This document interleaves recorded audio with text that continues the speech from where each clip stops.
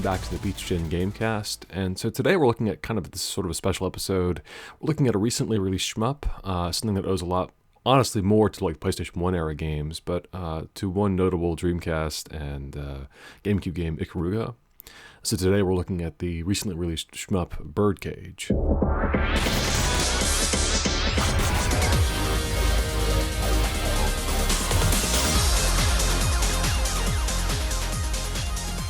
And so I guess we should go around and sort of briefly speak about our experiences with the game and also maybe our experiences with shmups or shooting type games more broadly. I guess I could start.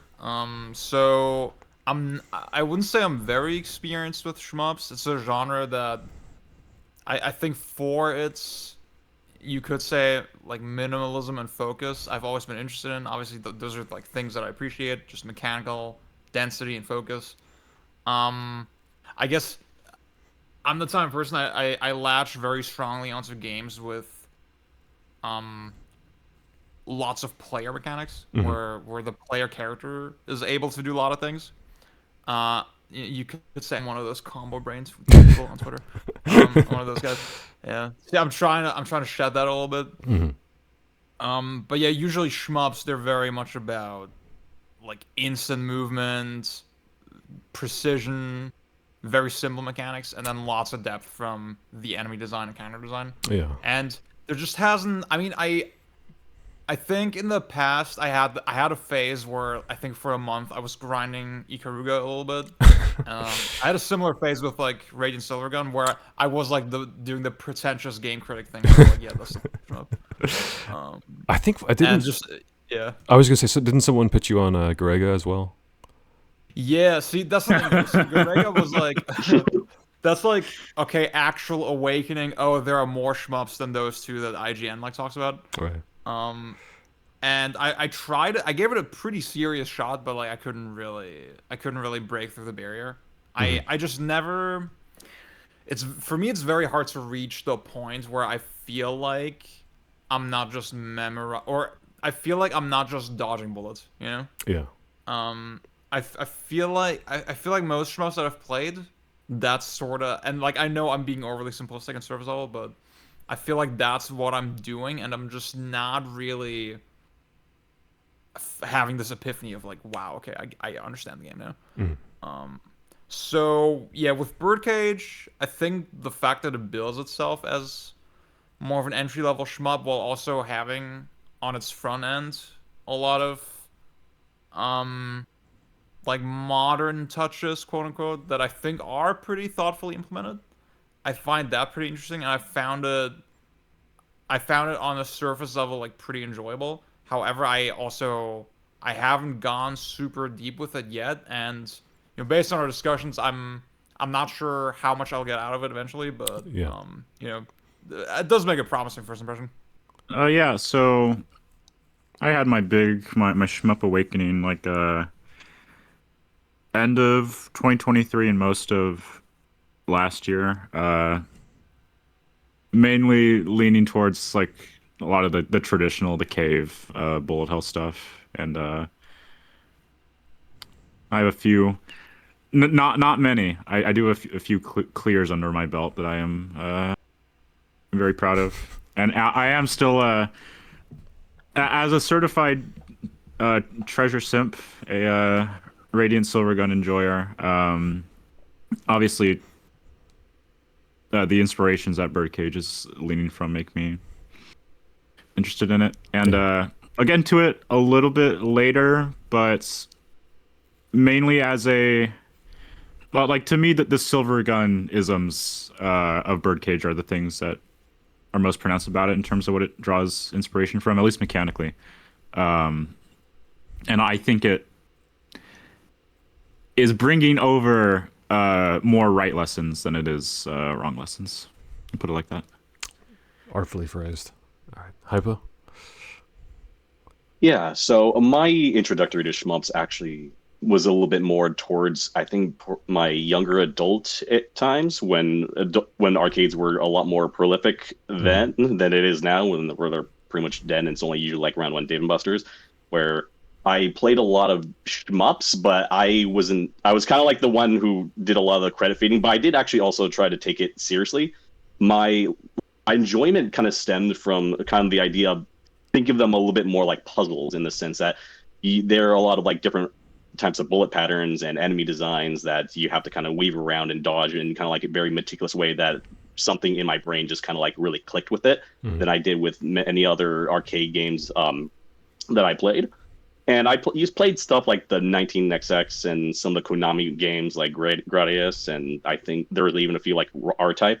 I didn't really play a lot of the Cape shmups, and that was pretty much my experience. I wouldn't say I was really great with them, but I was pretty decent at them than I guess most other kind of like people who just kind of credit feed, because I tried to at least try to take them serious despite how many times I would just pump quarters into a machine. I actually tried to at least get on that level, but I didn't even know at least about how deep some of the scoring mechanics actually were. And then kind of fast forward into like the 2020s, where I actually started really getting deeper into shmups. I'm not entirely sure what really spawned that, but I actually started actually really playing some of the even more well-regarded ones. I tried Ketsui and Battle Garega and pretty much all the other ones, which probably is not a good idea to just kind of reintroduce yourself into shmups, considering they're like ridiculously difficult. Yeah, yeah. So, but at least at that point, I was really like, okay, let's sit this down and really trying to hammer it through. And I'm still kind of working through it. I only have like a few 1CCs more recently through GGLS games. Oh, nice. Yeah. Yeah, and for the most part, I'm just kind of working my way through it right now. So that's pretty much where I'm at. And BIRDCAGE, I really liked a lot of the ideas that it was trying to do with some of the sword mechanics. I actually didn't even know too much about some of the other sword mechanics in other shmups, even Radiant Silvergun, which I only played a little bit, but didn't really get too in depth into it. And I was fairly fascinated about how this would be. Of course, like especially on an aesthetic level, and what it did that not a lot of shmups essentially do, or heck, even arcade games. Arcade and shmup games are pretty much within this framework that you really be hard pressed to fit in a narrative in. And I know some of the more modern shmups, especially the Dojin indie ones, actually try to do something sort of similar.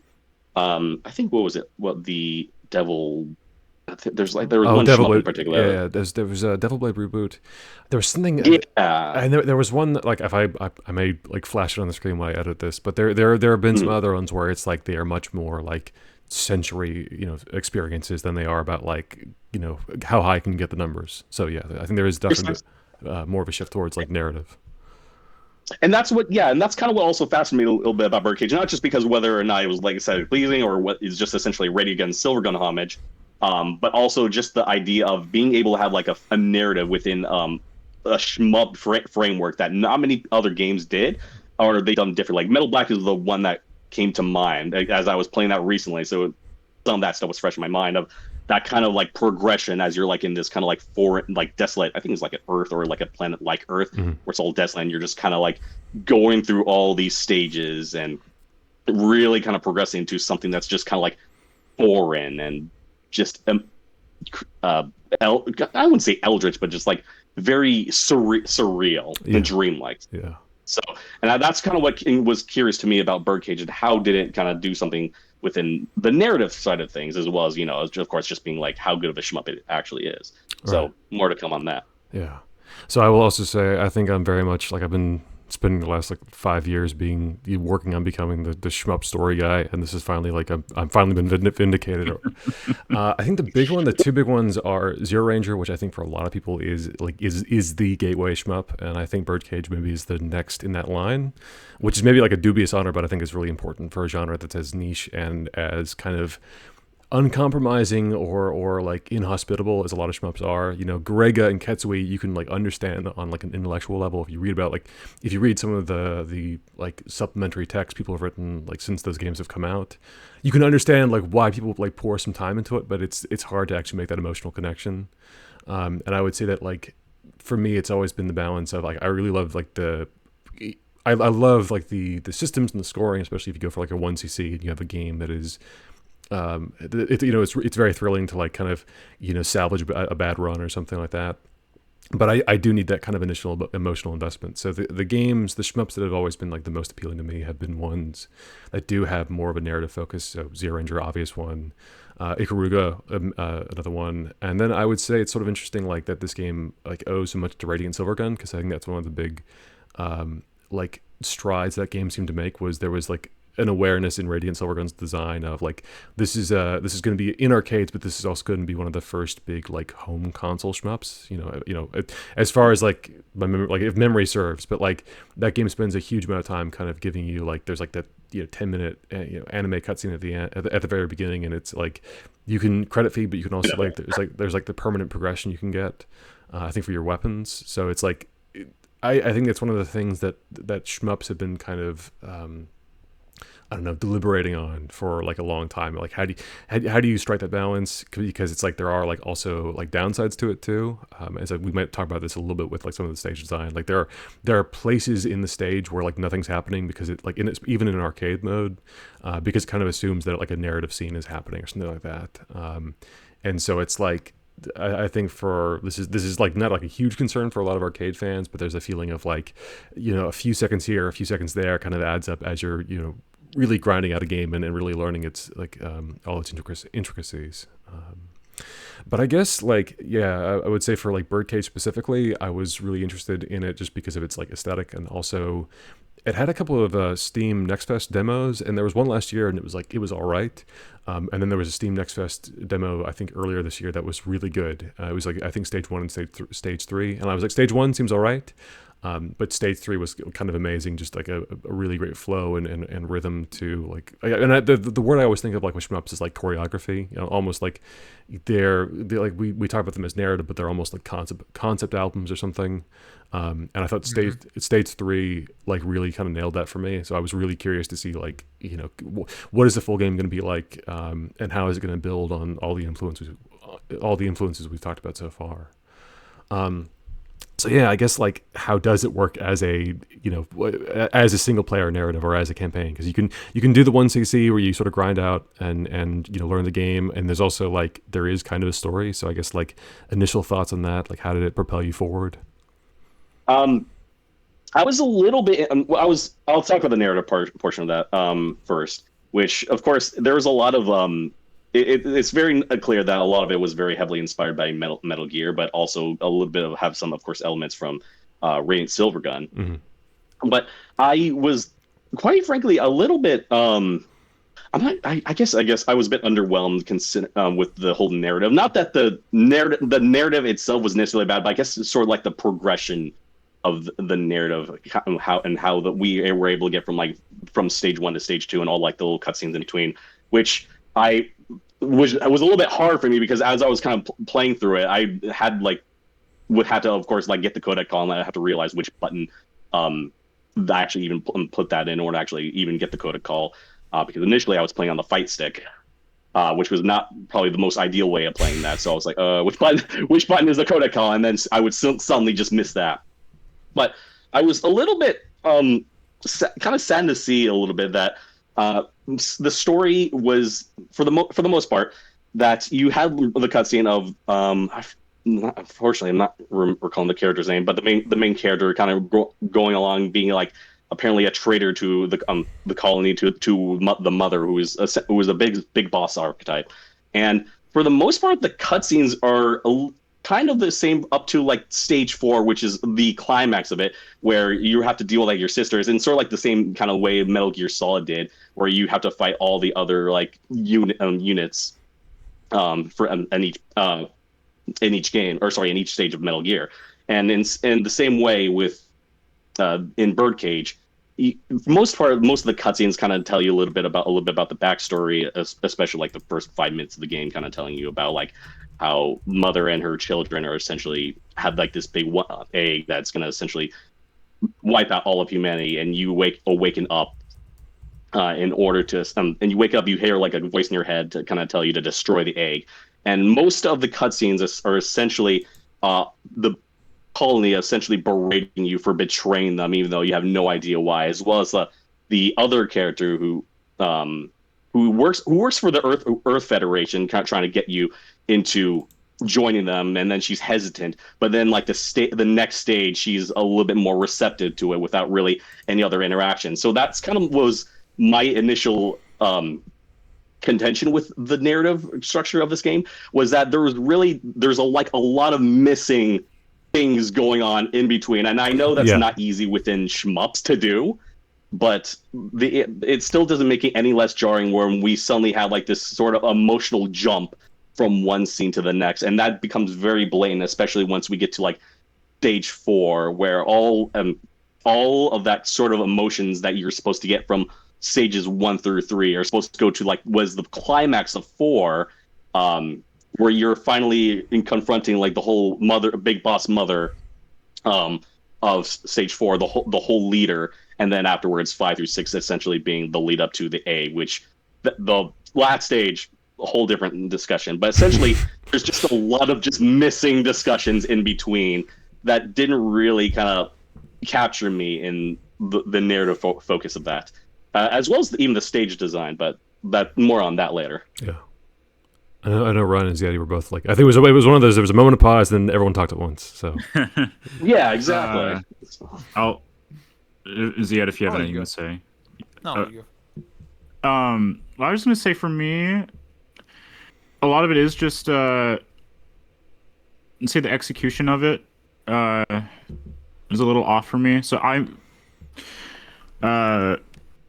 you know, again with the treasure simp thing. Normally, I'm one to sort of if the framing is good, I will indulge a story, like even for shmups. So for me, I played this in story mode to start with because I figured in line with the gateway sort of feel of it all. That seems like it would have the most focus put into it. And sort of like the segmented dialogue format of it is a little hard to connect with, in part just because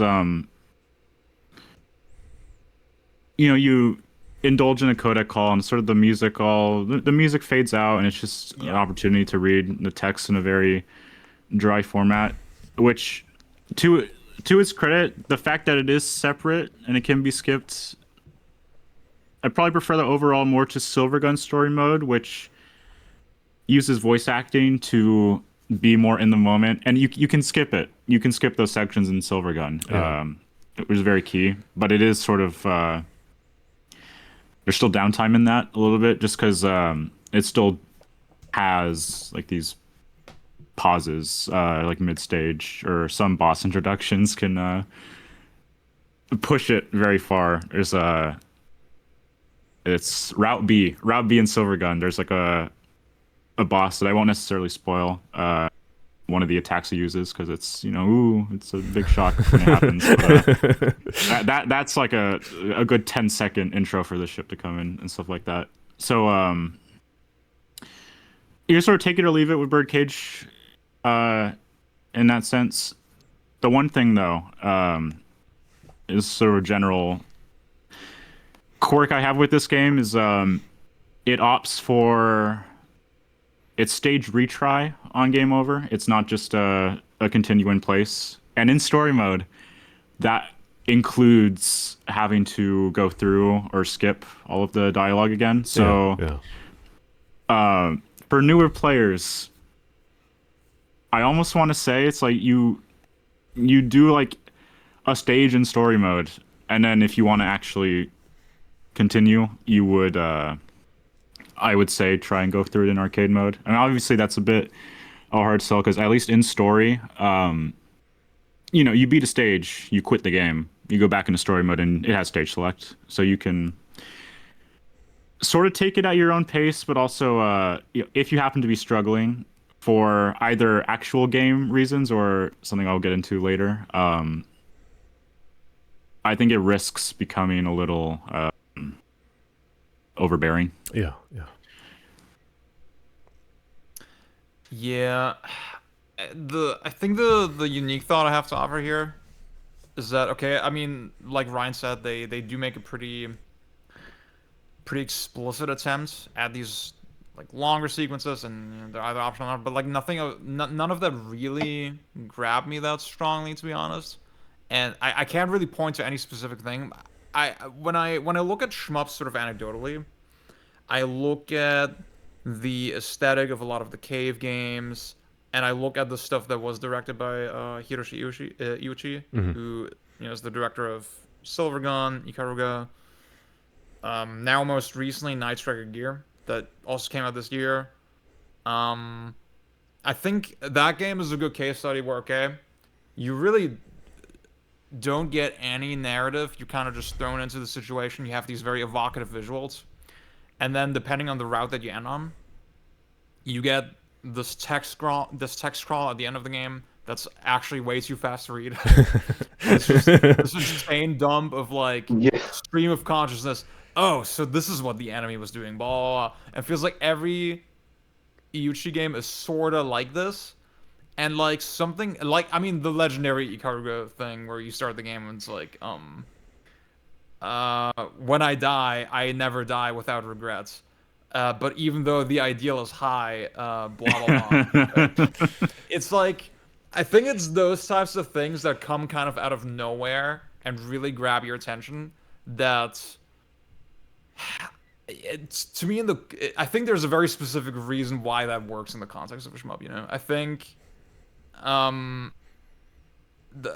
think when it's a game that's so pure and so no bullshit and you don't want any interruptions, if you want the player to then care about the narrative kind of beyond that, you need something that's like very idiosyncratic and very immediately attention grabbing. Yeah. It can't just be a traditional story kind of on top of a shmup. And then like I think BIRDCAGE does like an admirable attempt to like pace it throughout that. But again, it just comes across as like a little regular. Oh yeah. And I think Zero Ranger also is a great example where, again, it's more so it's less built on like dialogue or whatever, but more so just very like moments that burn themselves into your memory. Yeah. More than anything. Like maybe more like a more direct conversation between like the player and the game. Yeah. Rather than like the protagonist. I think her name is like Excel in this. I will say that like, so I'm the shmup story guy, English major, as ill-fated as that's probably going to be. I would say there's a difference between like a lot of writing and like good writing, and I think this game has like there's a lot of conversations with the each of the sisters, but they're all basically the same. And I think Hypa, you mentioned this, but there's never a sense of like the like cast dynamics with each other. There's never a sense of like this tormenting anybody. I think the most emotional out of any of those like kind of confrontations is the guy's like the very first boss, who's like the I think your teacher from like so if you're learning what the buttons do, you have a very small encounter with this guy, and then he's the first boss, and then like that's as much like pathos or emotion or drama as you get for, I would say, that until maybe like the stage 5, because I think that the moments that did work for me are when you switch characters at the end of the big boss sort of confrontation at the end of stage 4. You switch over to a different character and you have to like learn how a new ship works, and like that and like the change in music, the way it gets sort of more like jazzy, almost like more like jazz rock or something like that kind of worked for me. I would say that there's a lot of like, and I think the thing that is so, I don't know, this is like an indication of my hyperfixation. There are all these like weird little like pieces of other shmups that you could like pick to kind of fill in the gaps that are happening here. I know that one thing that certain cave games do is they will have like some key art that kind of flashes across the screen at the end of like each stage. Yeah. And it is so small, but just like a window into, the sisters interacting with each other, or like seeing like and basically this is like the catalyst for the game is that you wake up and you need to stop the apocalypse. There is this colony in space that's going to attack Earth. There's been this like civil war basically. So there should be this very looming threat. It's also like Christmas, so there's like the idea that kind of the end of the old, the beginning of the new. You have a huge amount, I guess, like narratively and visually to work with. And I don't think the game really capitalizes on that. So I think like key art would be one thing. Things like, kind of unique game over screens, maybe for each of the stages or something like that, to kind of see like what happened. Here's how Earth is being affected, each time you fail. And there's stuff like Rayforce, which this is so pedantic, but like Rayforce, when you die, you're like basically in Rayforce, you're making your way into this inside this artificial planet. So each time you die, you get to see sort of like a blueprint of the world and how much closer you got to the core. And it just I think it takes like with shmups, it isn't just about like a linear narrative, but it's also about like as you're replaying the game, what are little bits of like weird details, Ikaruga's like, almost like poetry or prose, that kind of thing. You're probably not seeing that the first time you sit down and play it, but like on the 50th time, it maybe like hits different or whatever. And I think Birdcage feels like here's a linear, explicit narrative that doesn't really capitalize on the fact that you'll be returning to it over and over again, or ideally would want to return to it over and over again and, appreciate the story in different ways. I will say Birdcage inspired now viral Twitter post of mine, which is why is every shmup plot like one autistic girl against her 5 evil neurotypical? That's awesome. How many people replied with that's just Drakengard 3? Oh, like Drakengard 3 was the #1 response, which is like terrifying. See, I also, because I'm a shmup connoisseur, actually, right? I also thought of Duranpachi DOJ, Oh, Blue hell yeah. Revolver, Zero Ranger. He's finally cracked the code. Yeah, I- It's gonna take him a bar, and then his brain will explode. Don't. Oh God. Yes, really. I mean, Drakengard 3 is a shmup. It's got shmup accurate slowdown. Oh, hell yeah. Yep. Oh goddamn! So awesome. All right, nice. And Yoko Taro, goddamn. I mean, he's an Ikaruga fan.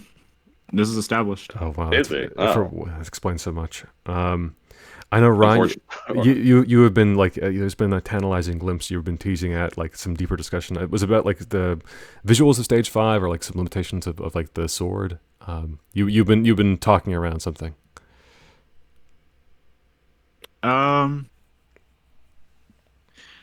Nothing narrative related for me. But I guess that would be our segue to actually maybe discuss this game's inner workings proper, because I have nothing else I can say about the narrative outside of just directly saying, oh, there are some gameplay sections like that sort of fall flat trying to integrate it. But I would be ready to move on.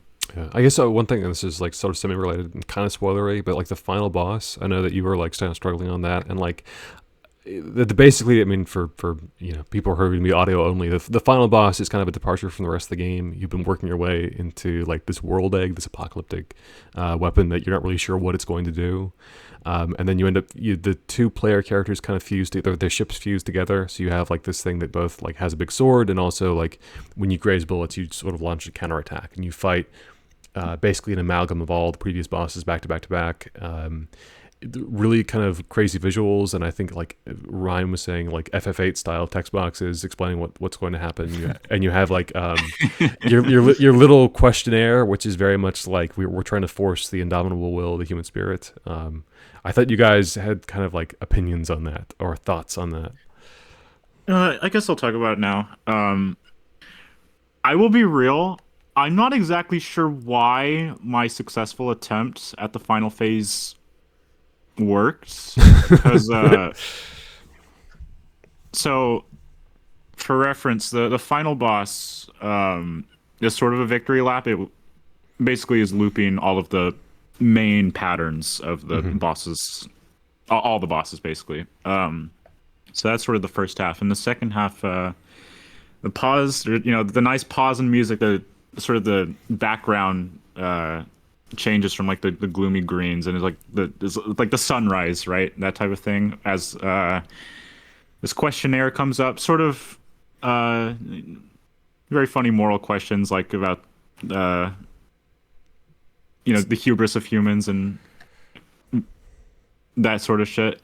And it's this like agree or disagree set of questions you have to go through, and for each answer, and sort of to the game's credit, you can answer however you want.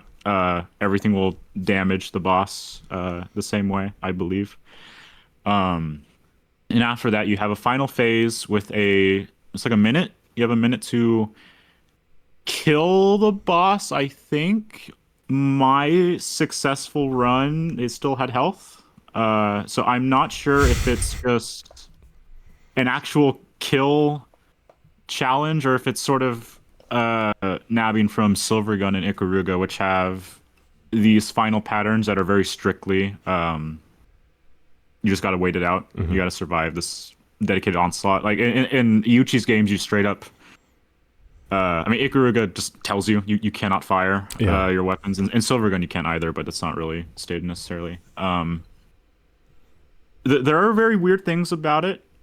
First, I'm not sure if this is a bug of some kind, but so the questions, there's a timer bar right above your prompt, like per question, but there's also like a timer for the entire section. So if you don't answer the questions quickly enough, it will just skip and go to the pattern. You don't get the extra damage from any questions you might have missed, which is sort of strange because with enough retries, and for reference, if you fuck up the final pattern, you have to do the entire boss again. Yeah.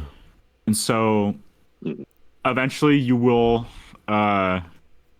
you will learn to answer questions very quickly, so to speak, sort of going through it in a way that's, I think, sort of undermining the pace of the pace of the scene, right? So that sort of struck out to me. I mean, the final pattern itself is cool. I will say it taps into something I have with the rest of the game, which is I would have loved to see what it does here more in the game, which is half of the pattern is these large like area of effect circles that actually don't damage you, but they drain your hyper bar. So if you want to build up hyper properly, you also have to dodge them alongside, alternating spiral bullets. There's like laser walls in there. It's pretty cool. But again, it was hard for me to discern what exactly was the way to take it down, because I had a few attempts that got him down to nothing, like no health, and you time out, and it's sort of nebulous when the timer runs out if you actually succeed or not, because it's sort of, the sequence starts the same, but if you fail, it'll fade to white eventually to game over, which is, it was very strange for me. But yeah. So yeah, to kind of latch on to what Ryan was saying, and with regards to the last boss, is with a lot of the famous phases being like kind of like an amalgamation of like all the other bosses that you kind of played against, with some variations, not completely one-to-one, but not all of it is strictly the same patterns. Thankfully, or at least at the very least, it's a little bit more expanded upon, whether it's just more bullets essentially, which kind of also seems to be a little bit of the idea of just adding more bullets in terms of like making things more difficult, but more on that later. And then up to the last boss, yeah, there seems to be like a global timer essentially for those bosses. So at that point, it was at first I was just kind of taking it serious and actually like playing, just choosing the moral decisions that was thrust upon me. And for the most part, at some points, yeah, I would be able to finish finish all the questions, and then the rest of it would just suddenly stop halfway. And at that point, it's like, I didn't think it mattered, especially in the shmup where there didn't seem to be any indication of multiple endings based on what you decide. So at that point, the idea of having the choice was meaningless after multiple retries. So it's just like mashing through all of that. And then what's suddenly this kind of very interesting emotional beat of, what would you do? Would you colonize other planets, for the sake of humanity? Yes or no? And at first that feels like perhaps a more interesting decision initially, but then after like doing it 20-30 times, you start just like, okay, I'm gonna. And then at the last phase, I actually did think you had to kill it. I didn't. My understanding was that the phases that the first boss phases, like the bosses that you actually have to go through as part of the phases, were ways that you have to damage it, because you have to keep damaging the boss doing that, because it would play the music, and it would just go through the phase. It didn't look like you damaged it, and then it would move to the next phase. And like you would like take out like a certain amount of health, and once you reach a threshold, it would move to the next phase. It would just move to the next phase regardless. So my thought with the last phase was that you have to keep damaging it as it would scroll through all the bosses, and if you were sloppy through damaging it as you were like trying to weave through all the phases up to the final phase, the boss would have like a huge amount of health, and you would have a much harder time to try to kill it, as opposed to, you know, if you're doing well, now it doesn't have that much health, and then you have to kill it. At first, yeah, I thought like with the same with Rhine, that the last phase, if you like, when I finally drained all of its health, but nothing would happen, and I actually had died during that time, and so I still got a game over. But when I did that and survived, my initial thought is like, it doesn't matter. Like if it still had health and the timer ran out, I would probably lose. So that's my understanding, was that that was going to be the phase that if you didn't do enough, you were going to have a much harder time with the last phase, and then it's game over. Which I thought that was kind of interesting. And there were some interesting things that it did do at the very end, which I was really kind of hoping it would have done more throughout the rest of the campaign, of these interesting elements like the zones that it did that would drain your hypermeter. Initially, I thought it actually drained your time, which made me avoid it like the plague. Yeah. But things like that, even if that wasn't the case, like the initial thought of like draining your time, because the game itself does a very interesting thing that not a lot of shmups do, and I know I'm probably going a little bit past the actual topic, but it kind of does things on like an encounter basis rather than like a very straightforward scrolling belt basis, where you have like a certain amount of enemies that would just stay on screens, and you'd have to kind of kill it in order to move on. And sometimes that's not the only case. Sometimes they will actually just screw off somewhere else.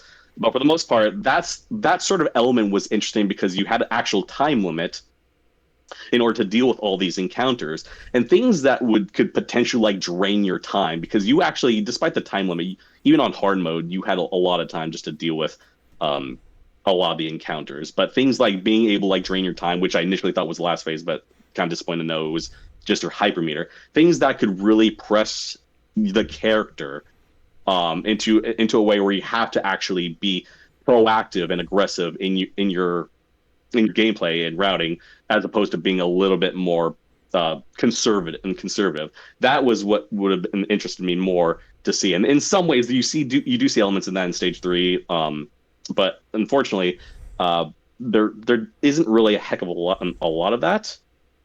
And that's kind of what I was hoping for, things like the final phase, where you actually do have like a time limit, and then a lot of that's based on the health bar that you were trying to chip away from all the previous boss phases. Mm-hmm. It's interesting. I mean, if we are going to transition over into more like just the meat and potatoes, like what the game actually is, I think it's like, I had not thought about the game like just the kind of isolated encounters, but I think that's a good way of thinking about it, because a lot of like there are some puzzle-like elements, because the central hook of the game is you have your wide, less damaging shot, you have your focused, more damaging shot, but the thing that you're really, really encouraged to use is your sword. So you have this sword that is sort of omnidirectional, so you can use your right analog stick, I think is like the default control scheme, to just orbit it around you, and then you can launch it off like a missile.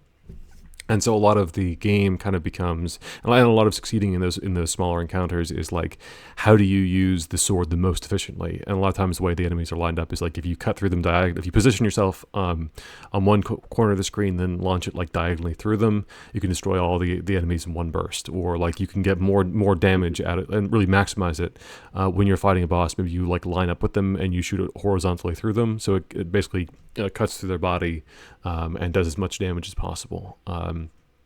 But it's just basic thoughts about like the rhythm of the stages, because I think that like my basic takeaway was stage 3 definitely felt like a highlight as far as the volume of smaller encounters, and maybe how cohesive they were. There's a few stages that are just kind of, for me, they were kind of a visual mess, both through like the amount of enemies they throw at you, but also because of like some weird visual effects that the game kind of throws on, especially in like the later stages. Like I think 5 and 6 both have filters that are kind of indecipherable. But I think like stage 2 and 3 were kind of the platonic ideal as far as throwing a variety of things your way that made you think about the applications of your tools in interesting ways. I see. Okay, so the one immediate thought I have on that is, it's not super deep, but like I did think it was charming that a lot of the stage backgrounds were these what I think are pre-rendered videos, Oh yeah. right? There's like video files Yeah. that are just them. Yeah. Yeah, I There thought was that a was a video. really cool look. There was a video that Raph posted where they essentially all the videos are just story. You could just replace them, and you could play like your own videos, and they would just work perfectly. Like someone even was able to actually someone was even able to change the moral decisions Oh, to that's awesome. what they wanted, and yeah, you could just customize them in that way. See, I'm sure nobody will ever do anything bad with that. Too late. Too late. I mean, the way it works, the way it had, it had a pretty positive impression on me when I was playing it. Just in that basic way. Now, there was the backlog review by Durandal. We Mhm. unfortunately were not able to have them on today for the podcast because I mean, I think they had pretty rich understanding of the game, and even as someone who's like relatively a shmup noob, a lot of their points in their review did stick out to me as pretty noticeable. Mainly that, okay, this is a shmup with sort of a 4:3 aspect ratio, sort of like a rated silver gun, which makes for a very wide play field. You have the sword that you can control very finely. There's like a little more I want to say about that, especially. But you would think that the game would kind of overwhelm you more with enemies and with just targets to maneuver around. I think Raiden Silvergun especially is like obviously very famous for being a very obstacle focused shmup, Yeah. and that's kind of not in this game. And again, I don't know if I would have had this expectation had I not read the Duranol review. But I sort of do get this overall impression that the game just feels a little tame, a little empty Yeah. sometimes. Well, and I think one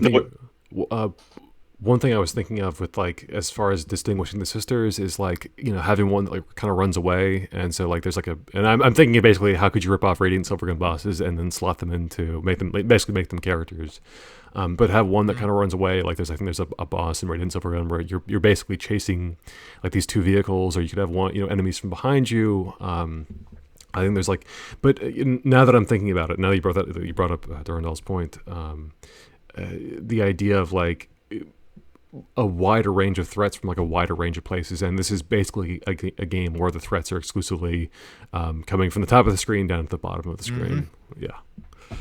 But Hypa, go ahead. Yeah, and the way Durandal described it, and I think it was pretty accurate, was that he described it as a vertical kind of shmup, which it was, to be fair, because there's not a lot of vertical shmups that actually have like obstacles. Usually a lot of that's kind of like tends towards horizontal games like Gradius and R-type games. So it's usually kind of like games that like Birdcage that use a lot of obstacles. But I was kind of I hate to kind of use that word, in the game where two devs that were highly inspired were like not just Rain Silvergun, but a bunch of other PS1 era shmups. But I was kind of shocked to see that there wasn't really a lot in terms of like stage hazards. Yeah. There was stage one and had the walls that you have in the little openings, and with some of those openings, of course, being inhabited by enemies they have to shoot down in order to actually avoid. And then you finally started to see a little bit of that in like stage two, where it kind of does like I think the Radiant Silver Gun, where you have to be like very, very, very precise in like this kind of like maze where there's like enemies shooting from all these like little corridors. Yeah. And like a very tiny like a box factory. Yeah. Hell exactly, yeah. the box factory, exactly. It's like that stuff like that is cool. I mean, I've seen it a bit in Radiant Silvergun, but like still being able to like kind of see that and see if we can kind of expand on that. But I was kind of sad to see that a lot of these concepts and ideas were essentially not only just familiar, but more one and done, and not ever really expanded upon. And I was a little bit kind of sad to see that not only just that, but even some of the stages like stage 5 and stage 4 hardly have any obstacles. I mean, stage 4 had like the double Darth Maul lightsabers. Yeah, that they have to kind of avoid, but and that would also spread like bullets in like a circular pattern. Expanding circular pattern. But I was a little bit sad to see that for a game with Raiden, because Raiden Silvergun has a lot of different like obstacles, and a lot not these obstacles are not even just kind of like coming from the top necessarily, not even the encounters from other shmups and even Raiden Silvergun no don't necessarily come from the top. Um, and a game that kind of sports like sort of omnidirectional like analog controls where you can kind of like move your sword in every kind of ways. A lot of it is really just kind of stuff that you get from the top, but there's not a lot of things that challenge you from multi directions. Yeah. So things like that, where kind of wish you would see more expanded upon, and it's also a little bit of that, not even with just some of the obstacles, but with the enemies. But with regards to the stage design, that was sort of my take in that. Not a lot of it was really expanded upon, and it's really kind of unfortunately more one and done kind of deal. I would have kind of loved to have saw more of that towards the later stages and kind of see there's only like the one time, and then that's pretty much all you ever hear from it. Yeah, yeah. This is kind of random to slide in, but I want to expand, John, on what you said about the general control setup a little bit, because I found that made the on ramp in the game pretty interesting, also pretty unique. So you mentioned, okay, you have the wide shot, the focus shot. Obviously, that's a very classic shmup trope, and those are respectively mapped by default if you're playing with a controller, and I think that is sort of the intended way. Those are mapped to the right bumper and the right trigger, respectively. And then on the left trigger, you have your sword, and then on the left bumper, you have your bomb equivalent. And you know, if you've played a couple shmups, you might think, okay, this is a little weird. Why is this stuff mapped to the shoulder buttons and not to the face buttons? Well, it's mostly because the sword, number one, interacts with the right stick, so you can freely aim the sword in that way. And it's not just that you aim it with the right stick; it's also the fact that it's nuanced 360-degree aiming, and that also goes for your movements. Your movement is not just 8-way; it's 360 infinite directions. And you can even they let you position yourself very gradually. That doesn't mean that there's acceleration or anything involved. Like basically, you tilt the analog stick, and you know, the degree of tilt will determine your movement speed, but you reach that speed instantly. It's against. I haven't played other recent. I know inertia and shmups. That's sort of a sort of a buzzword, right? Yeah. In this one, no, there's nothing like that. You instantly reach that respective speed, but it is okay. I can have very fine control over the speed that I'm moving at, and that combined with the sword, with the almost sort of twin stick setup, made the game feel very modern, quote unquote, without necessarily. It didn't stop being a shmup, right? And I found it. I think that's something the game leaned into pretty well. For example, there's strategies where you have, again, the sword functions in a way where it can absorb blue bullets that are coming at you, and I had situations where they would come from the front, and I would sort of swipe with the sword kind of left and right, sort of like windshield wipers, and get rid of them that way. And that felt like, it felt very shmuppy, but also kind of like something I hadn't really done in a shmup before. Yeah, yeah. And then especially the very granular movement itself. Obviously, that's something in a cave shmup, you would do that with the focus shot, right? You would slow yourself down and then try to weave bullets through bullets that way. But doing it, I thought it created an interesting dynamic where, okay, I can keep using the wide shot, but then I have to be really careful to move, to tilt the analog stick very softly and like weave through the bullets that way. And that felt very intuitive in a way that, I'm not saying every shmup has to be like this, and this is not the first shmup to do this either. Obviously, Ikaruga had a similar setup on the console version. I think Battle Garega on the Saturn version let you do this as well with the 3D controller, which is like this very obscure fucking reference. But yeah, I thought honestly, as someone who appreciates those sort of things, again, I open by saying, okay, I like a focus on player mechanics. I thought that was cool. There's even little things where okay, if you're grazing enemy fire, your controller vibrates, and there's like visual feedback for it as well. I mean, the Yeah. visual feedback, that's not new either, but this other shmups have done that. But the vibration especially made me feel like, oh, okay, like I know I'm safe right now. That's I think those types of touches are more important than you think, and I think it's a good solid example of like the types of innovation you could still do to make shmups more approachable without completely upending the foundation. Yeah.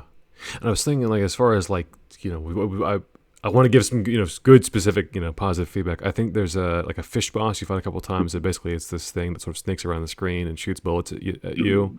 I don't. That did not seem to adhere to like a super rigid pattern, and that's a great demonstration of sort of the range of movement, like something that I think would be a lot harder in a more traditional shmup, where you had like more limited movement. But that is a fight that is all about like kind of positioning yourself, repositioning yourself, and also using your sword as much as possible to like build meter, and also you want to position it so you can like cut through as much of the boss as possible, and that is like kind of an anomaly, compared to the rest of the game where you do have these more traditional bosses. I think one thing that I'm now kind of piecing together now that I'm being made more aware of like the kind of the depth of movement, as I would say that this game is one where I felt like it was more possible to be more aggressive. And I was, and I was like, with a lot of shmups, the best practice is you kind of hunker down around sort of the bottom of the screen for the majority of the game, and you really have your eyes around like your ship and then stuff that is directly in front of you, and then whatever you're looking at is kind of less of a concern. So a lot of times, like when you're really really deep into like a bullet hell or something like that, it's like you're not really thinking about the minute like what you're aiming at, but this is a game where there is, I think, like I don't know if there would, if we set up like an eye tracker, I feel like my eyes would be like looking at way more of the screen and thinking about like how is this going to line up and where am I going to move to maximize damage. So I think there is like maybe more room, maybe in an update or something, or episode, an update or like a revive, black label version of this, to make bosses and scenarios that are like really push how what this game is doing, because I think it feels very, I think as people have said, very comfortable right now, and it could definitely like it is surprising how comfortable it is in scenarios that would be like impossible in other shmups. Yeah, and I also think like the idea of like being able like kind of like cancelable with all these cancelable bullets that can try to like you have to be able to like swipe away while also kind of like try to get you're being boxed in by like all these different bullets that are like trying to get to you. I think that would, to me, would probably also really kind of promote this, because kind of as it stands with some of the bullets, it's a great way of being able to like go into hyperblade mode, which is pretty much your bomb, and which I think is probably one of the more interesting ways of being able to have that proactive approach, whereas usually a lot of the people use bombs as mostly, at least for the beginners, kind of more like get out of jail free cards. When you're close to dying, as opposed to like should be like an actual good tool to be used more liberally than you think. And I did like BIRDCAGE's approach to that, where you are going to be using that a lot more. It cancels pretty much all bullets when you go to hyperblade. It's good for especially a little bit more score oriented like shmuppers, I guess the way to describe it. I don't know if they're called shmuppers, but anyways, there's a lot more bullets on the screen, and that's a good way of being able to like farm points. But at the same time, it's also like a way like you have hyperblade now. You don't have to just necessarily use it as just to get out of jail free, because you get it so frequently that you're actually losing on scoring by actually just holding on to it when you just build it up so freely. By getting not even just like by just shooting and getting all these cancelable bullets with your sword, and things like that. Which also, if you to also kind of tackle a little bit on what Ziad said earlier about the sword behaviors, which there are two different sword behaviors. The first one is the recommended one, which is pretty much going to be everyone's sort of default, where it does like kind of like a quick 360, and then you can. And if you don't use anything with the right stick, it will just kind of home onto any enemy, and you can just let go of it and it'll just shoot it out. And but you can also just move it with your right stick. And then the recommend mode, which I've tackled a little bit of that, and I think that one is a far more interesting way to play. Still, if I tried a little bit more of that, The recommended mode is, or sorry, the restricted mode is that you have to. You're essentially moving along with the sword, or the sword moves along with you. So if you're moving left, it'll move left, and that it is a little bit more interesting because you're with a game that's so more focused on sword play. To almost a sort of detriment, in what I'll kind of talk a little bit more about that later. Um, you are being really like boxed in, kind of claustrophobic with all the bullets and obstacles that you're trying to maneuver, and you're trying to aim your sword in a proper way and by trying to position. So you're like not only moving in order to dodge, but and weave around, but you're also trying to move in the sense of trying to aim your sword proper Yeah. to enemies in order to actually get them to get the enough meter to go into hyper blade and so forth. So kind of it's a little bit more of a two-way of your movement being a little bit more focused on not even just dodging, but actually trying to aim properly. Because a lot of the bullets you have with like the typical like the wide shot and the focus shots, they are not really the most helpful. Your sword's definitely the easiest way of just blowing through enemies, because even like the trash mobs have like a significant amount of health where Yeah. even if you do focus shots, which is the higher, of course, more stronger than the wider ones, that even takes a lot of time to just blow them up with that, as opposed to just using the sword. But of course, your sword has range, so you have to be a little bit more proactive in that part. So kind of like that with pairing with the recommended. I think that's there's something like there with being able like not only having your movement as dodging, but also just as aiming in very rigid environments, could actually really bring something really really nice to the table with Birdcage that I would like to see in like a black label. Yeah. Nice. Very, very Sparkster coded. I know, like, this is maybe thinking about like winding down, but I'm sort of thinking about like the scoring, like kind of the overall like longevity of the game. One thing that kind of sticks out to me that like we were sort of puzzling over, was that basically at the end of like sort of there's a lot of mini bosses in the game, but when you defeat a mini boss, you'll get 3 items. You get a choice of 3 items. And it's sort of harkening back. This is an old kind of venerated Dojin shmup called Choren Sha, and it would do the same thing where it would give you 3 items, but the swag thing you could do was you could get in the middle of the 3 items. You would get all three. This is kind of a question about the items, but also a question about sort of the like scoring longevity of this game. But like as far as we could tell, you really only have a choice between an extra life, like some extra health, or a scoring item, but you can't get all three, and so it feels like you have, it's like in some ways this game is importing a cool bit of design from another game, but it's not really like importing like the nuance of the depth that like they made it like kind of work in Choren Sha. Not to say that it like fails, but just that it's like if you're going for survival, you get those extends. If you're going for score, get the score. But it doesn't feel like there's like maybe the same level of I want to say like life, but like I think about like a lot of shmups, they do a lot with like dynamic difficulty and scoring, where it does feel like there is a vibrancy that I think this game kind of lacks, on both like a survival and also it's not my appeal, but I feel like less of a life as far as going for high scores.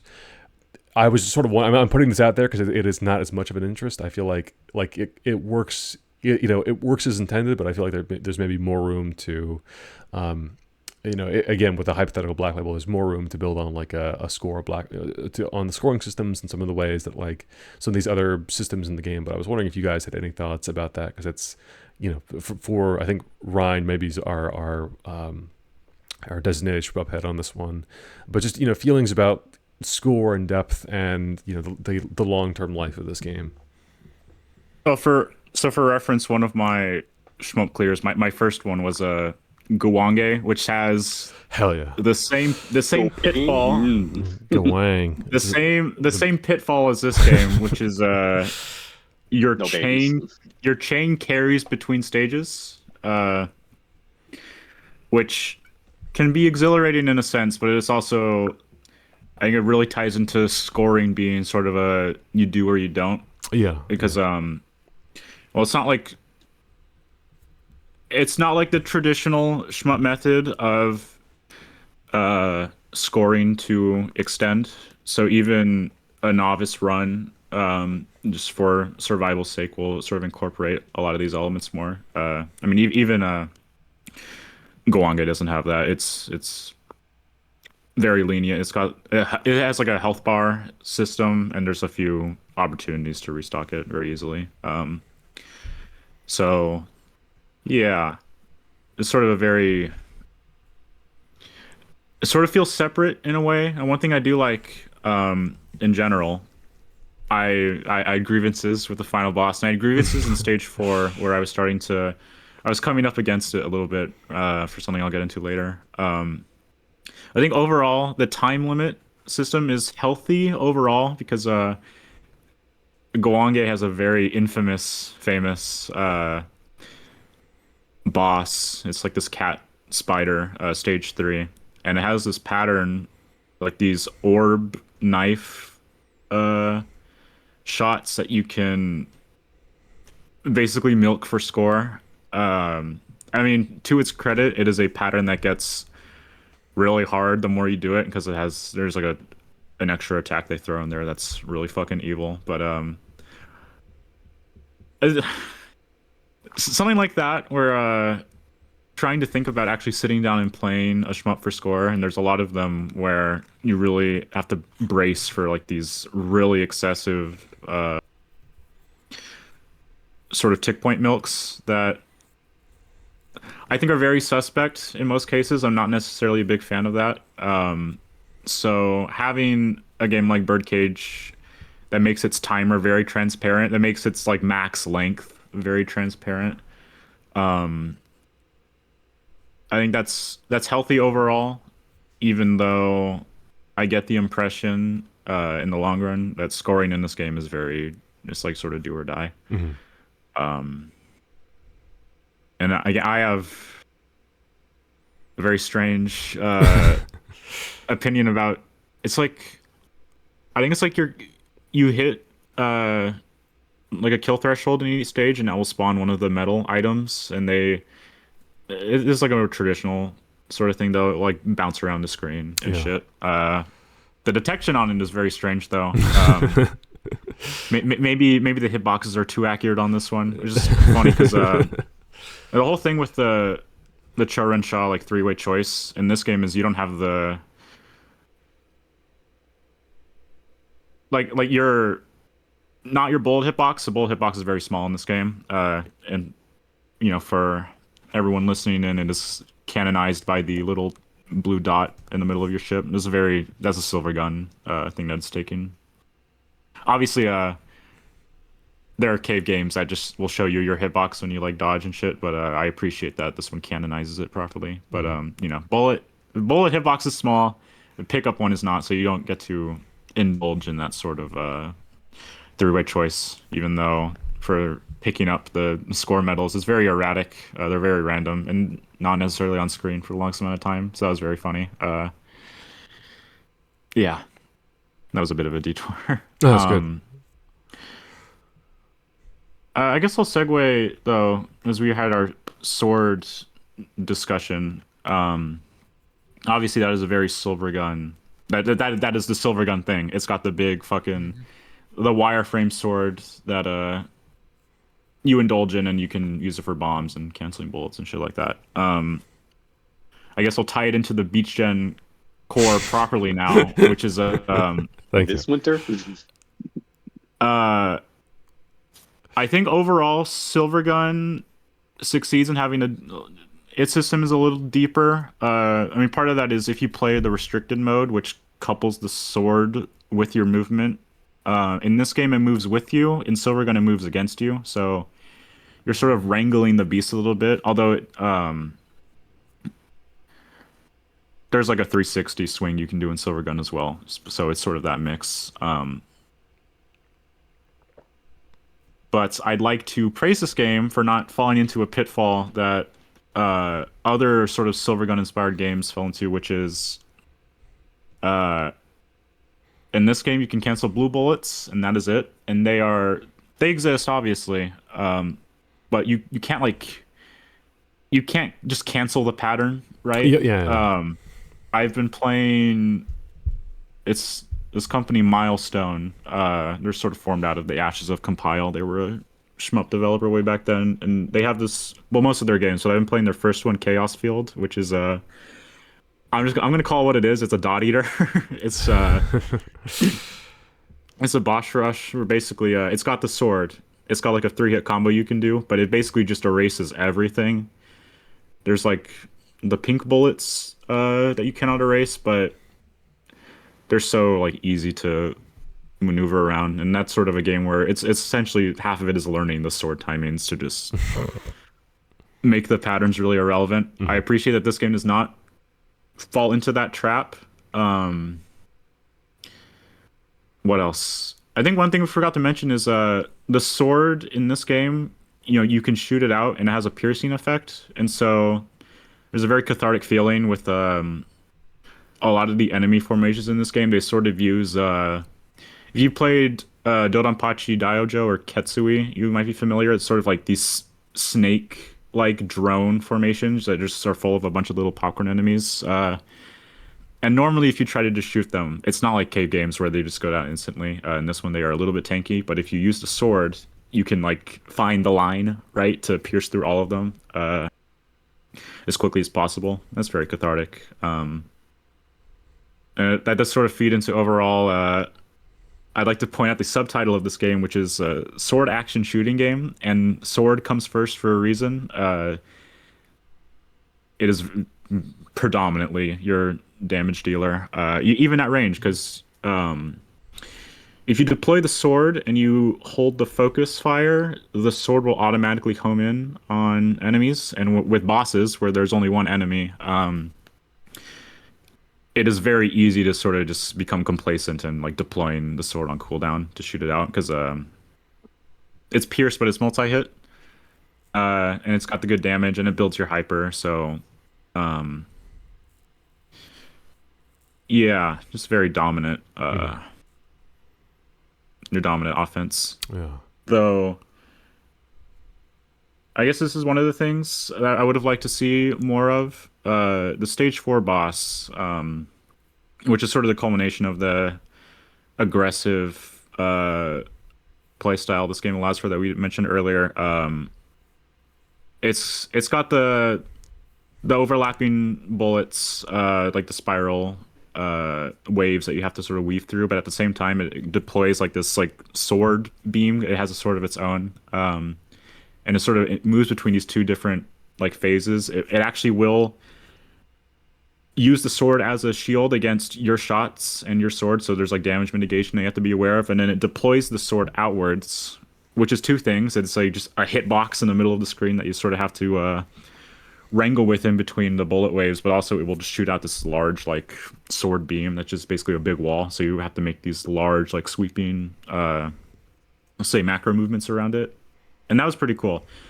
It was a boss I timed out on a few times, just in part because you have to realize it is actively reducing damage when it's in defensive mode. But it was pretty cool. It's one of those things that I would have liked just to see more of, because it's taking from Silvergun this sort of like giant mech amalgamation type of designs.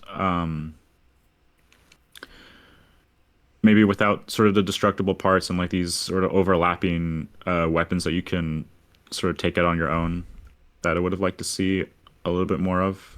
I think another thing is stage 1 and stage 6. They have these very cute moments where you're sort of in these like dark environments, and there's only a little bit of quote unquote light around your ship. But as enemies come in and you like shoot them and they shoot out their own bullets, it also like illuminates the screen a little bit more, which is a very, very cute aesthetic touch. And I think I would have liked to see a little bit more of that. Yeah, just sort of that kind of stuff. A lot of the cool things in this game I would have liked to see more of, because I think overall the actual attacks themselves are mostly standard. It's just a lot of it's very symmetrical, like the circular like spread shots. and like the very basic spirals that you can weave through. And to the game's credit, right, is you got this you got a really adequate hitbox in this game for doing like a lot of these aggressive like weaving in and out very quickly. And normally I play on stick. I play on stick, and I like my micro dodging. I like my focus shot games, but this is one where I actually sat through and I played it on analog stick, something I would usually never do. And I don't want to say I was necessarily playing mindlessly, sort of making these like zag moments in between all of that gaps, but there's opportunities there for you to learn how to just sort of go in guns blazing. Yeah. Well, swords blazing, so to speak. Nice. So I'll say this is like kind of a departure from everything else we've talked about. I will say this is one, maybe to bring us back to the beginning, which was sort of as a gateway shmup, as a narrative shmup. There is this, you get these things, these points that are called like neuro points, which are basically like money you use to unlock stuff in this like in little in-game store. It is mostly like it is where all your lore hides. So it's all like the profiles and the characters, and there's a few like little narrative scenes, which are actually like what would have been a better place for a lot of the narrative, because they just give you this totally extra like background details about like what's going on in the world and everything. You can unlock everything in there sort of shockingly fast. So I'm thinking about both the longevity of this game for people who are really into scoring in like a 1cc and like want to climb the Steam leaderboards. But I also feel like there's sort of an opportunity for if there was ever an update or a black label version of this game, more stuff there, more visual modes, more like wallpapers, more and more stuff. And I think maybe importing some more like challenges, because there's like the per stage challenges where you get your token when you meet certain actions, but also things. I don't know what they would be. I'm not going to be the idea guy here, but I feel like there is maybe more opportunity for getting you to play in more interesting ways, or maybe not going for a 1cc, but going for a smaller stage-long challenge, that kind of thing. Yeah, that was just like one like little like last like extraneous thought that's been on my mind since I played it, because I do like it. I do like the way that like achievements and some of these weird sort of like FOMO systems can be used for good, and this is like an opportunity where I think it's a little bit underdeveloped and could easily be could have more stuff added to it, so you have more stuff to chase, even if you're not able to like attain a 1cc or whatever on hard when you first start.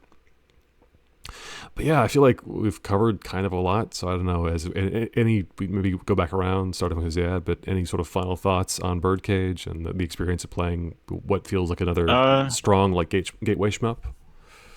Cool, good music. And I would like to point out, this is one of those things. So I mentioned the final boss with its drain circular moves. A more common one is these larger ships, and they fire the shmup term is they're like the Taito lasers. They're like the high homing, the sort of curved trajectories when they pop out. Some of them do damage, but there are some enemies where on top of their like sprite, it displays like this casting slow. Oh yeah, shoot these shots that will not damage you, but they will slow you down.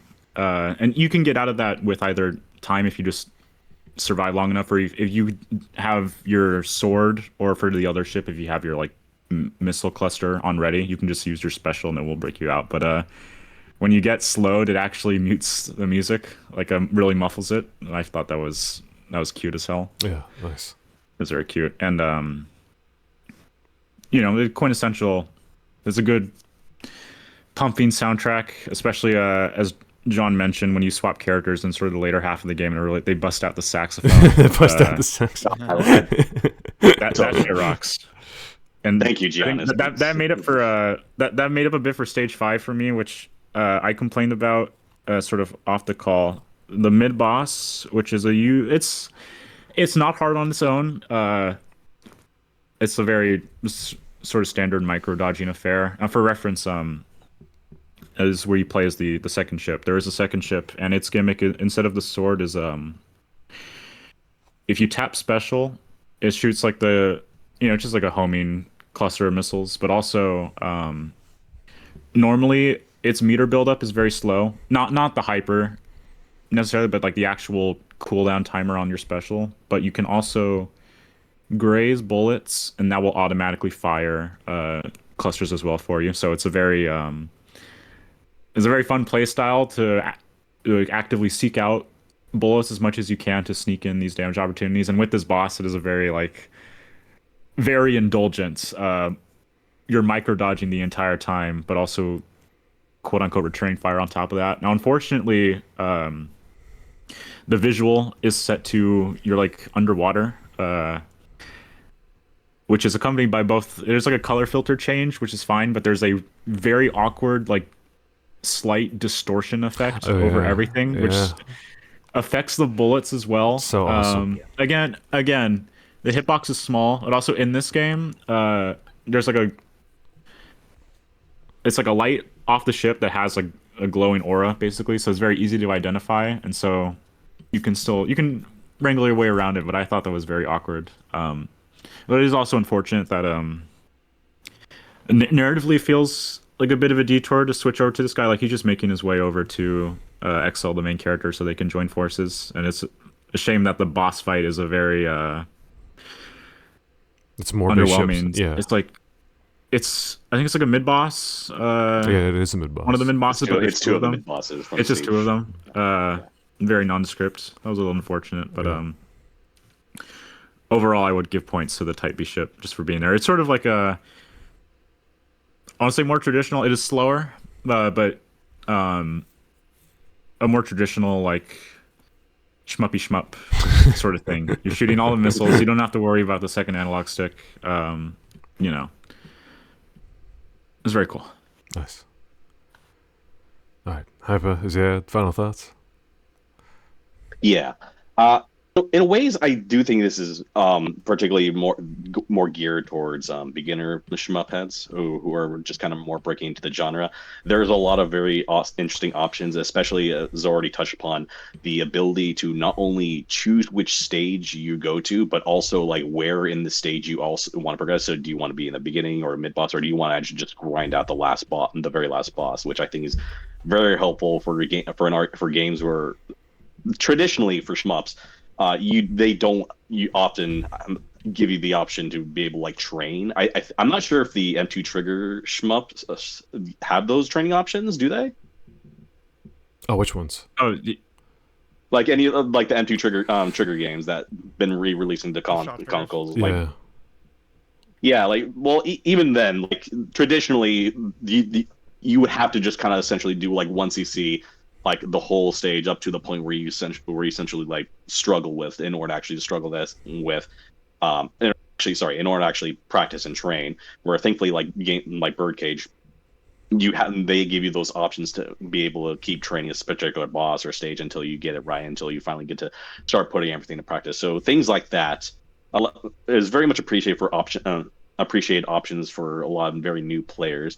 I do think in some ways that while it's very beneficial to new players, I also think in some ways it's sort of, I guess, a hindrance in a sense, where especially like with regards to like scoring. When I looked like the page, I was shocked to see like you see all these different methods of scoring, but essentially, despite its how complex it is, it abstracted. The kind of gist of it is, you essentially just use your sword. You can shoot enemies, but not only do they barely do any damage, even for trash enemies, even the scoring says like you destroy enemies, but you destroy enemies with a sword gives you scoring, and if you destroy enemies with a sword, you get medals that build your score, and essentially you use your sword that gives you more meter as opposed to shooting. That will give you a hyperblade. That will give you scoring. So essentially, you're doing more. If you're more focused on scoring, all you're really going to be doing more is sort of is just the sword play in the rough nutshell. And there's other things, of course, like the grazing, as well as sort of the hidden medals that you can get that kind of play into that a little bit.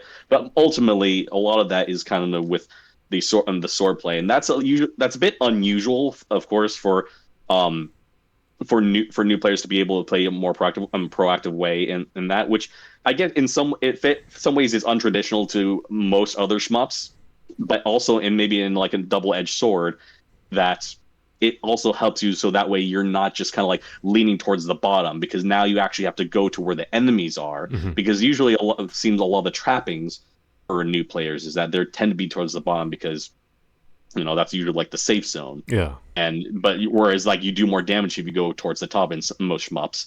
At least in this one, you definitely are trying to get more to the top because you're encouraged to actually go higher up with your sword to do more damage, to gain more meter, to gain more hyperblade, to get more scoring. That kind of feeds into itself, and you're trying to get more out of your safe zone with that than you would just kind of hang towards the bottom. That's in a way that while very untraditional than most shmups, it encourages you to play in a very similar play style to most shmups. So I think in that way, I do like that. I would like to see more of that, but not even just more towards the top, even like towards like the like it's omnidirectional. Like with the analog controls, you can do a lot more with that than even with games that are traditionally vertical, where most of the stuff are coming from the top. There are a lot of ways the enemies can get to you from all different directions, and that's not to say that Birdcage doesn't do that. There have been moments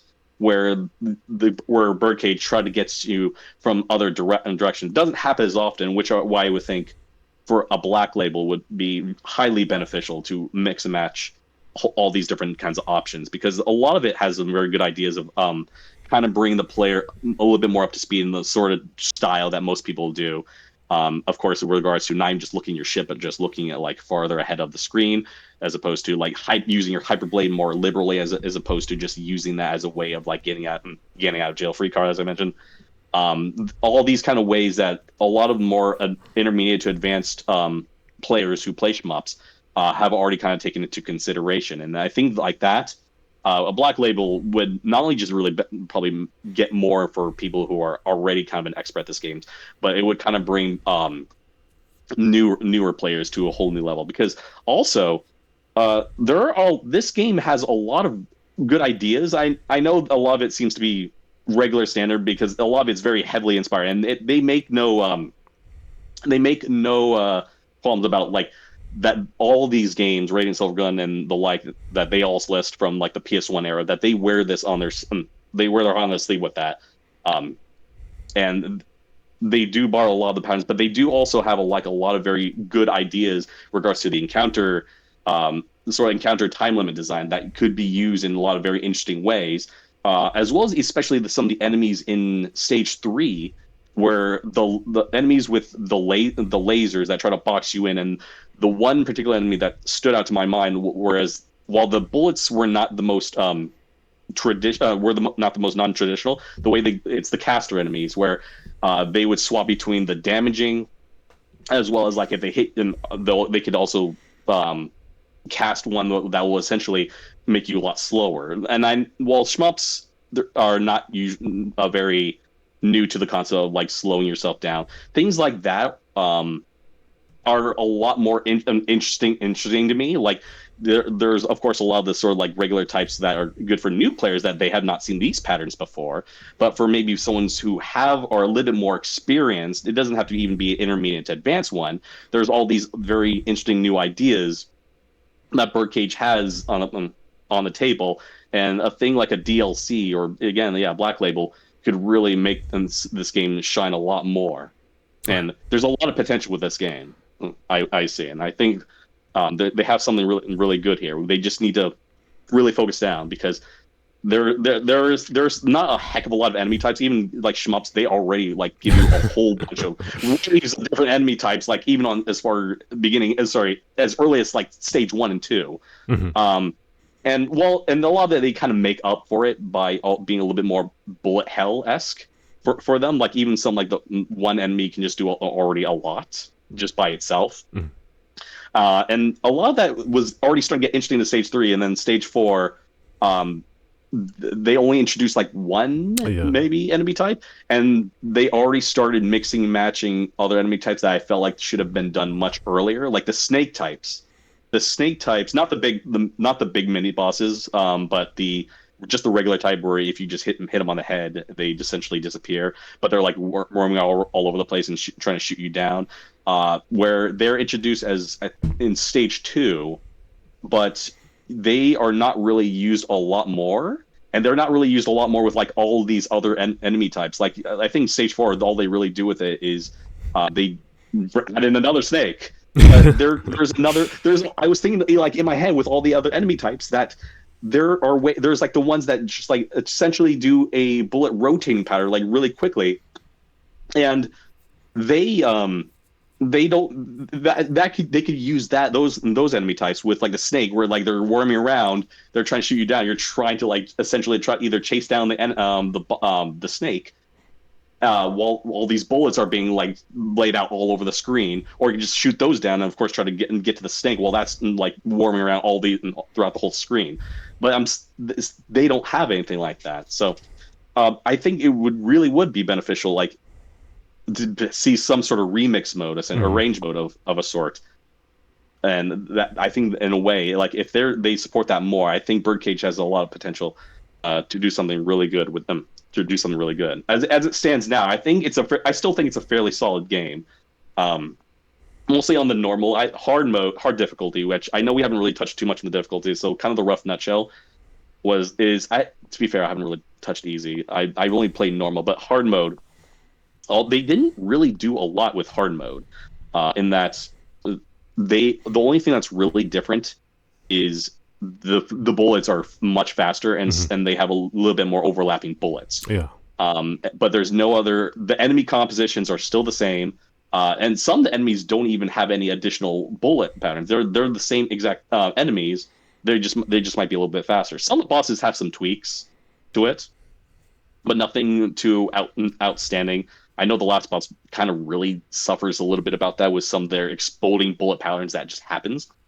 And it makes it in such a way where it's like nearly, because of how fast they like go out, it's ridiculously difficult to dodge. And if not, one person said it's impossible. I'm not sure if I believe that, but it was quite. It's a thing where I had to like save for Hyperblade for things like that. And I think the way and Durandal put that wonderfully is that they had a much bigger focus on the normal mode of things, and hard mode was more of an afterthought, where I feel like it should probably be the other way around. That hard mode should have been what you have been striving for, how you can really make a lot of use of the many moving parts of your game and the concepts they have of the encounter design, the timer, and all these other interesting facets that you could make with that for a hard mode, and then adjust it accordingly for normal mode. Because as it kind of stands, hard mode really just feels like a normal mode, just but turbo edition essentially.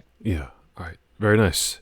It's a very strong way to round us out. Ziad, do you have any final thoughts? I feel a little bad because we got like pretty detailed assessments just now. Honestly, my final thoughts are very simple. I had fun. Nice. I thought there was a lot on the front end that made the game very instantly fun to play on a very surface level. Nice. Even if it didn't rock my world, there was, again, as much as I didn't really stick with a game like Gorega or Ketsui or Gowange, I mean, I feel like at some point I will, and I feel like those games, they just have that special sauce that really makes me wanna, that it doesn't really let me go, you know? I eventually really want to get to them. They just have that mystique about them that I think Birdcage kind of doesn't. However, I think I still definitely want to still give it a little more time. So, All right. Yeah. All right, nice. All right, well, it's been a pleasure talking with everybody. I think Birdcage very strong. A great one for players who want to break out of their shell, to expand on the bird metaphor. But Go play Birdcage. All right. But take care, play shmups, shooting games never die, and we'll see you in the next one, whatever beach and episode that will be.